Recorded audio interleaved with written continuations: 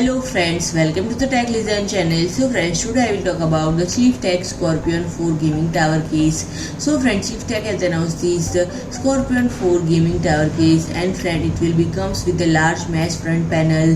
The latest version adapts to the increased power consumption of next generation gaming components, which require optimal airflow and cooling to enable superior gaming performance. And friend, it sticks to clean and elegant look of the series. And friend, the technical specification of the chassis itself remains unchanged with ATX M or B support, 4 pre-installed A-RGB rainbow fans, 240mm radiator support in the top, 2 into 3.5 inch HDD and 2 into 2.5 inch SSD support.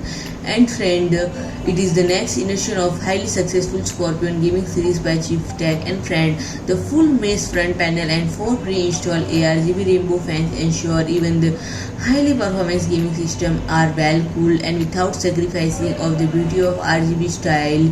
And friend, a tempered glass slide to open side panel provides clear view of the components inside, while the A-RGB control hub allows for the lighting to be controlled via M or B sync or via the included remote control. And friend, if you like my video, please do like, share and comment, and don't forget to subscribe my channel and press the bell icon.